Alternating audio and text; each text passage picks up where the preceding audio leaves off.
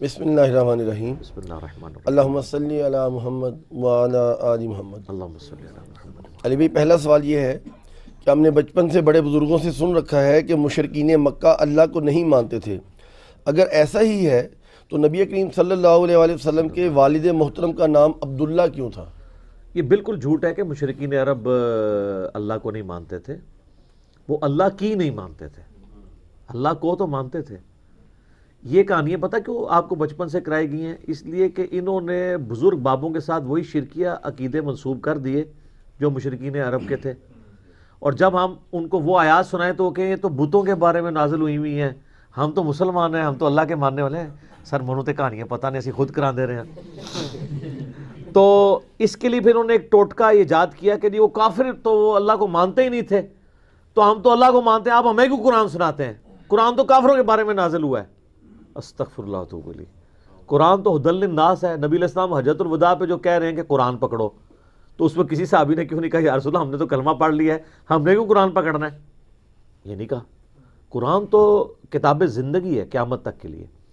قرآن حکیم میں یہ مضمون درجنوں جگہ پہ آیا ہے کہ اے نبی علیہ السلام ان سے پوچھو کہ یہ زمین و آسمان کس نے بنائے، تو یہ کہیں گے اللہ نے۔ ٹھیک ہے، سورہ الزخرف کے اندر بھی ہے، اسی طریقے سے سورہ العنکبوت کے اندر ذرا ڈیسائسو ہے وہ آیات، پارہ نمبر یہ 21 کے اندر، ہاں جی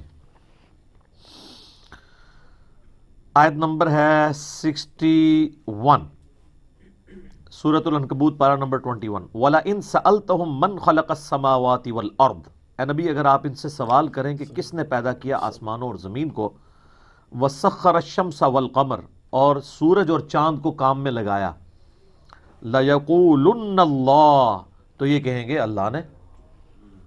یہ مکی صورت ہے، کافروں سے سوال کرو۔ یہ صحابہ کو نہیں کہا جا رہا، کیونکہ آگے الفاظ ہے فَأَنَّا يُؤْفَكُونَ، تو پھر کہاں منہ دھرے پھیرے جاتے ہو؟ جب مان رہے ہو تب اس اللہ کو مانو نا۔ تو یہ صحابہ کو تو نہیں کہا گیا، وہ تو اللہ کو مانتے تھے۔ اللہ یبسط الرزق لمن یشاء من عبادہ ویقدر لہ، اللہ ہے اپنے بندوں میں سے جس کے لیے چاہتا ہے رزق کشادہ کر دیتا ہے، جس کے لیے تنگ۔ ان اللہ بکل شیء علیم، بے شک اللہ تعالیٰ ہر شے کو اپنے علم سے گھیرے ہوئے۔ وَلَئِن سَأَلْتَهُم مَّن نَّزَّلَ مِنَ السَّمَاءِ مَاءً، اگر تم ان سے یہ سوال کرو بتاؤ آسمان سے بارش کون برساتا ہے، پانی کون؟ فَأَحْيَا بِهِ الْأَرْضَ من بعد موتها، اور زمین کو اس کے مرنے کے بعد کون زندہ کرتا ہے؟ لَيَقُولُنَّ اللَّهُ، کہیں گے ضرور اللہ ہی کرتا ہے۔ قُلِ الْحَمْدُ لِلَّهِ، تو فرماؤ الحمدللہ، بل اکثرهم لا يعقلون، لیکن اکثر لوگ عقل نہیں رکھتے۔ الحمدللہ میں جو بات سمجھانا چاہتا تھا تم سمجھ گئے کہ اللہ، تو جب اللہ ہے تو پھر اللہ کے ساتھ چھوٹے آلہہ کیوں تم نے بنائے ہوئے ہیں؟ سب کچھ کرنے والا تو وہ ایک اللہ ہے۔ تو وہ اصل میں چھوٹے چھوٹے آلہہ بناتے تھے۔ سورہ الزمر کے سٹارٹ میں ہی آتا ہے، وہ کہتے تھے ہم ان چھوٹے چھوٹے آلہہ کی عبادت اس لیے کرتے ہیں تاکہ یہ ہمیں اللہ کا قرب دے دیں گے، اللہ کا مقرب ہمیں بنا دیں گے، ہمیں اللہ کے نزدیک کر دیں گے۔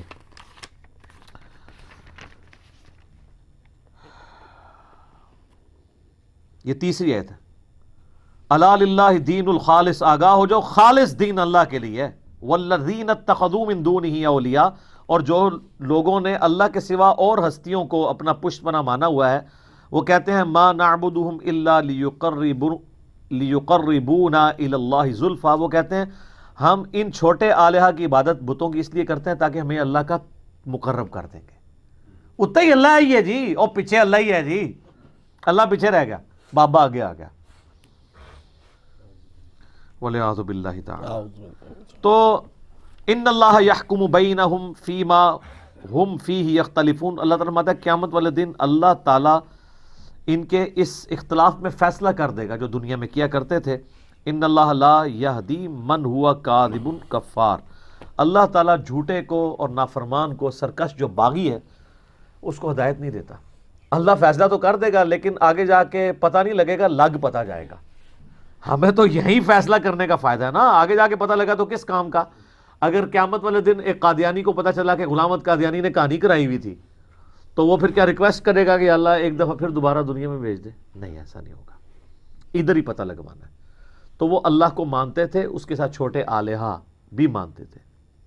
ایون صحیح مسلم میں آتا ہے وہ یہ پڑھتے تھے لبیک اللہم لبیک، اے اللہ ہم حاضر ہیں، میں حاضر ہوں، تیرے ساتھ کوئی شریک نہیں ہے مگر وہ جس کو تو نے ہی شریک کیا ہے، اور اس کا مالک بھی تو ہی ہے۔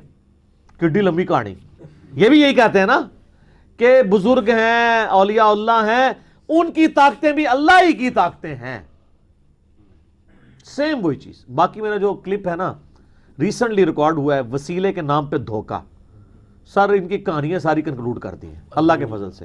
اس سے پہلے دعا صرف اللہ ہی سے ہے، ریسرچ پیپر بھی ہے، وہ آپ پڑھیں تو آپ کو پتہ چل جائے گا۔ انہوں نے صرف کہانیاں گھڑی تھیں لوگوں کو یہ دھوکہ دینے کے لیے، اور دوسری طرف ان کو میں نے ایسے نا بڑی زبردست پھکیاں دی ہیں۔ یہ جی کافروں کے بارے میں آیات ہیں، بالکل جی۔ تو یہ آئے دن آپ کے جو یہ لوگ ہیں ہر دوسرے بندے کو گستاخ رسول کہہ کے حرامی کیوں کہتے ہیں؟ وہ کہتے ہیں جی قرآن میں لکھا ہوا ہے بعد ذالک زنیم، ولید ابن مغیرہ کے بارے میں جو خالد ابن ولید کا باپ تھا، کافر مرا نا، تو اللہ نے فرمایا اس کی اصل میں خطا ہے۔ وہ کہتے ہیں جی گستاخ رسول حرامی ہوتا ہے، یہ تو قرآن کا فیصلہ ہے۔ اچھا اس صورت میں جب وہ ان کے فرقے کا نہ ہو، اگر ان کا فرقہ چھوڑ دے حرامی ہوتا ہے، واپس آ جائے پھر لالی ہو جاتا ہے، یا اقتدار میں نہ ہو، ہاں یا اقتدار میں نہ ہو، وہ ڈاڈا ہوتا ہے، وہ لالی رہتا ہے۔ اچھا اقتدار والوں سے کہتے ہیں کہ توبہ ریکارڈ کروائیں، اور دوسرے کہتے ہیں چوک دیو، تھلنے چکا دیتے ہیں۔ تو میں اس میں ان سے سوال کرتا ہوں کہ یہ ولید بن مغیرہ کافر تھا یا مسلمان؟ تو یہ آیت تو کافر کے بارے میں نازل ہوئی ہے، تو آپ 295C کی آڑ میں مسلمانوں کو کیوں حرامی کہتے ہیں پھر؟ تو پھر پتہ آپ کو کیا کہیں گے؟ نہیں جی گستاخ جو بھی ہو نا، چاہے مسلمان ہو یا کافر، اللہ کا تو فیصلہ ہے قرآن میں، یہ اصولی بات ہے۔ تو سر پھر شرک چاہے بابے کے ذریعے ہو یا بت کے ذریعے ہو، ایاک نعبد و ایاک نستعین کی وائلیشن جو کرے گا اس پہ یہ فٹ ہو جائے گی۔ اللہ اکبر کبیرہ۔ اور بڑی زبردست آیت جو میں اکثر کوٹ کرتا ہوں، ادھر بھی کوٹ کر دیتا ہوں، سورۃ النمل کی آیت نمبر 63، امن یجیب المضطر اذا دعاہ، بلا بتاؤ تو کون ہے جو اضطراب میں گھرے ہوئے شخص کی فریاد کو سنتا ہے، ویکشف السوء، اور اس سے اس کی تکلیف بھی دور کر دیتا ہے، ویجعلکم خلفاء الارض، اور تمہیں زمین پر اگلوں کا خلیفہ کرتا ہے، الہ مع اللہ، کیا اللہ کے ساتھ اور الہ بھی ہے جس کی یہ کوالٹیز ہوں؟ قلیلا ما تذکرون، بہت کم ہی تم نصیحت حاصل کرتے ہو۔ اللہ تعالیٰ نے کہا جو تمہاری تکلیف دور کرے، مصیبت پریشانی میں جسے پکارتے ہو نا، ایک تو ظاہری اسباب ہے وہ تو ٹھیک ہے، وتعاونوا علی البر والتقوی ولا تعاونوا علی الاثم والعدوان، لیکن یہ غائب میں پکارنا، گویا اسے الہ مانے ہوئے ہو۔ آپ پانی مجھے پلا دیں، ٹھیک ہے، سنت ہے، قرآن میں حکم ہے، بغداد میں دفن ہے اور میں کوئی شہزاد بھائی مجھے پانی پلا دیں، پلانا ویسے کون نہیں انہوں نے، ٹھیک ہے، تو یہ پھر شرک ہو جائے گا۔ اس میں جو یہ مثال ہے نا کہ بارش اللہ برساتا ہے، ڈیوٹی فرشتوں کی ہے، لیکن مانگیں گے اللہ سے، سر یہ ایک مثال ان کے لیے کافی ہے۔ اور کس طرح کھول کھول کے آپ کو بیان کریں کہ مرنے سے پہلے اے مسلمان کر لے اس پہ غور، کتابوں کا خدا اور ہے، بابوں کا خدا اور، ٹھیک ہوگی؟ جزاک اللہ۔